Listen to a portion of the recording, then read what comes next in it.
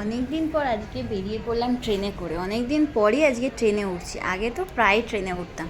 বাইরে হচ্ছে ঝুমঝুম করে বৃষ্টি, তারই মধ্যে বৃষ্টি মাথায় নিয়ে আমরা বেরিয়ে গেছি। কিন্তু যাচ্ছি কোথায়? নেমে গেছি তো চাম্পাহাটি। কিন্তু আজকে কিন্তু প্রথমে বাপের বাড়ি যাচ্ছি না, আজকে যাচ্ছি অন্য কোথাও। এখানে চাম্পাহাটি থেকে নেমেই আমি অটোতে উঠে গেছি, আর আমি দিদির জন্য ওয়েট করছি। দিদি আর আমি দুজনে যাব। তো দিদি সামনে দাঁড়িয়েছিল, ওই জন্য আমি সামনে দেখছিলাম, দিদিকে খুঁজে পাচ্ছিলাম না। তারপরে কিছুটা এগিয়ে যাওয়ার পরে দেখলাম দিদির সামনে দাঁড়িয়ে রয়েছে। আর এই যে দিদি এখানে এসে গেছে, আমরা দুজনে অটোতে বসে গেছি। এবার আমরা যাব বারুইপুরে। কিন্তু মেন এক্স্যাক্ট আমরা বারুইপুর যাচ্ছি না, আমরা যাচ্ছি মা শিবানীপীঠে। অনেকেই হয়তো জানে না, বারুইপুরে শিবানীপীঠের একটা মন্দির রয়েছে মা কালীর। আর এটা আমি আজকে থেকে না, অনেক অনেক বছর পুরনো, অনেক বছর আমি যখন খুব ছোট ছিলাম, আমার মা তখন থেকে আমাদের দুই বোনকে এখানে পুজো দেওয়ার জন্য নিয়ে যায়।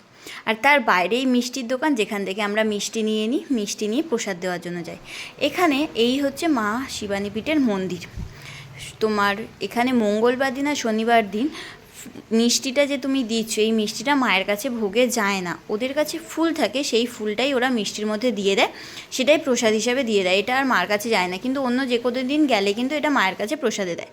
আর পুজোর টাইমটা তোমরা একবার দেখে নাও, সন্ধ্যে 6:30 থেকে পুজো শুরু হয়।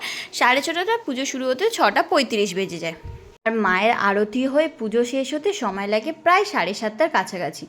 এরপরে যদি তুমি ওখান থেকে মন্ত্রপুত ফুল নিতে চাও, তারপরে তুমি যেমনভাবে ভিড় হবে সেই অনুযায়ী লাইনে দাঁড়াতে হবে। আর সবশেষে পুজো হয়ে গেলে পুজোর পরে তোমাকে দেবে ভোগের কিছু প্রসাদ। আর আমি যেহেতু এইখানে আজকে অনেক বছর পর এসেছি, আমার মা আমাদের পরীক্ষা হলেই আমাদের দুই বোনকে নিয়ে আসতো। আজকেও আমি একটা পরীক্ষার উদ্দেশ্যেই মায়ের কাছে এসেছি। তো এসে খুবই ভালো লাগছে। ওনার যখন আরতিটা হয় না, তখন অটোমেটিকলি তোমার চোখে জল এসে যাবে। মায়ের মুখটা এত মিষ্টি আর এত সুন্দর। তো এখানে আমি আর দিদি আজকে এসেছি, মা আজকে আসেনি এই বৃষ্টির জন্যই। এসে সত্যি খুব ভালো লাগছে। দেখতে পাচ্ছ উপরে কিন্তু সমস্ত ব্রহ্মচারীদের, অনেক ব্রহ্মচারীদের ছবি রয়েছে। আর এই হচ্ছে আমাদের মা শিবানীপীঠের মূর্তি। এখানে আমি চলে গেছিলাম মোমবাতি আর ধূপ ধরানোর জন্য। এই সাইডটাতে মোমবাতি আর ধূপ ধরাতে হয়।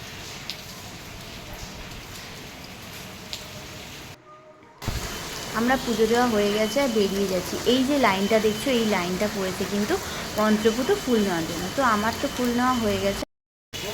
এনার্জি মাইরে এই বৃষ্টির মধ্যে নিজেরা ভিজে পাচ্ছি না, ও আবার তা না তো তুই খাবে কি? দোকানে কিসের আমিষ থাকে? ও হ্যাঁ, দুটো নিয়ে আর অটোয় উঠে। এই বৃষ্টির মধ্যে একটু ভাজাভুজি খেতে কার না ভালো লাগে। তবে আজকে ছিল শনিবার, তাই জন্য আমাদের ছিল নিরামিষ। তাই দিদি আমাকে বলছিল মিষ্টির দোকানে তুই তো নিরামিষই পাবি। তাই আমরা দুজনে মিলে চলে গেলাম কামধেনুতে। প্রথমে তো মার জন্য কিছু মিষ্টি নিতে হতো। মা অনেক দিন ধরে বলছিল বারুইপুরের মিষ্টি একটা মার খুব ফেভারিট, ওইটা নেওয়ার জন্য। তো এখানে এসে প্রথমে আমরা মার জন্য কোন মিষ্টিটা নেবো সেটাই চুজ করছিলাম।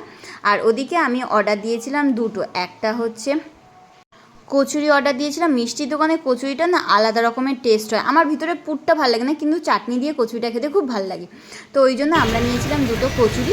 আর তার সাথে নিয়েছিলাম হচ্ছে একটা পনির পনির পকোড়া না পনির ভেজ কিছু একটা ছিল।